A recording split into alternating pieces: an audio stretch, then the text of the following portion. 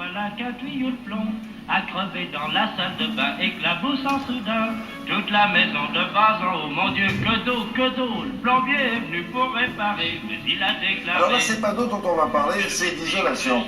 Et cette matière dont vous allez maintenant nous montrer un exemplaire a été testée et utilisée d'ailleurs au Canada. Et franchement, côté isolation, ils ont intérêt là-bas parce qu'il fait froid. Bon, allez, 7 mois sur 12. Oui. Bien 4 mois et demi sur 12. Mais des moins 25, des moins 30, des moins 40. Oui, on vit sous terre là-bas. Ouais. Il y a des villes sous terre d'ailleurs, c'est très agréable.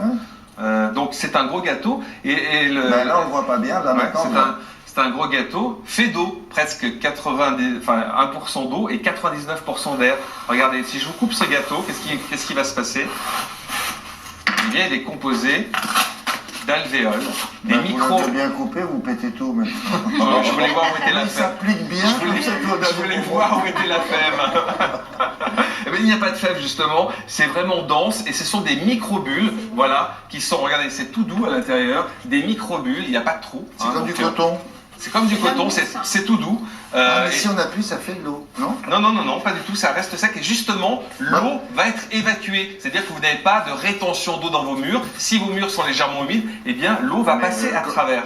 Ça s'injecte, ça? Eh bien, vous allez voir comment ça fonctionne. Ça, ce volume-là, ça a à peu près une cuillère à soupe qui va s'expanser. C'est-à-dire qu'au départ, c'est liquide. Oui.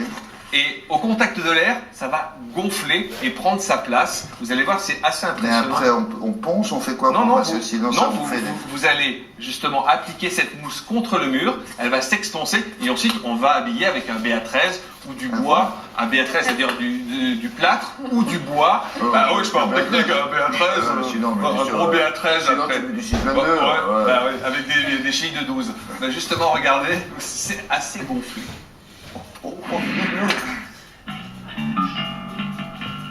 Isoler, c'est souvent nécessaire pour éviter de voir rouge sur ses factures de chauffage. Dans l'isolation, il y a plusieurs solutions, laine animale, minérale, végétale. Mais une nouvelle façon de faire des économies vient de faire son apparition, une mousse expansée. C'est un nouveau procédé d'isolation qui nous vient du Canada, qui a la particularité de traiter à la fois l'isolation et l'étanchéité à l'air.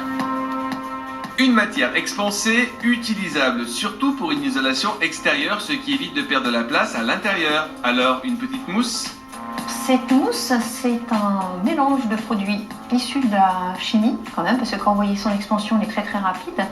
Mais c'est un tiers d'eau, de la résine polymère et un catalyseur qui permet de créer, en mélangeant les deux produits en bout de pistolet, une mousse qui s'expanse très rapidement, 100 fois son volume en 5 secondes, en dégageant uniquement de la vapeur d'eau.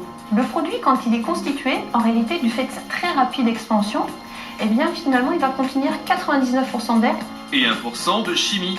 Seule une entreprise spécialisée peut faire ce travail. L'intérêt, une isolation très rapidement mise en place. C'est un produit qui va adhérer parfaitement à son support, sans point de fixation, et qui va aller remplir toutes les petites interstices que vous avez, sans laisser aucun vide d'air, de manière à éviter deux phénomènes. Le phénomène de la convection, c'est l'air qui circule dans votre mur, et en même temps l'air qui va essayer de pénétrer depuis l'extérieur, qui est important de freiner. Pourquoi? Parce qu'elle apporte tout ce qui est pollution, poussière, humidité, qui est le principal agent dégradateur de votre bâti. Oui, mais pour cadrer tout ça, il faut réaliser une petite structure légère qui va aussi supporter les éléments de finition. On a fait une ossature sur laquelle on a clipsé les rails, ce qui va nous permettre de poser le placo, donc le BA13. Et donc après, sur cette structure, bien évidemment qui est fixée sur les rails, on va appliquer un enduit de façon à cacher les bandes et qu'on ait une surface totalement lisse sur laquelle on peut appliquer une peinture d'après et une peinture de finition. Le véritable secret de cette mousse, les vides sont aussi importants que les pleins. Le produit est à cellule ouverte, complètement ouverte, et en plus il est hydrophobe. Donc de ce fait, il va vous aider à évacuer en fait toute la condensation que vous avez dans une maison. La mousse est stockée sous pression en camion et permet de faire une maison entièrement en une journée. Mais parlons prix. Ça va être du 18 à 20 € du mètre carré pour une isolation intérieure.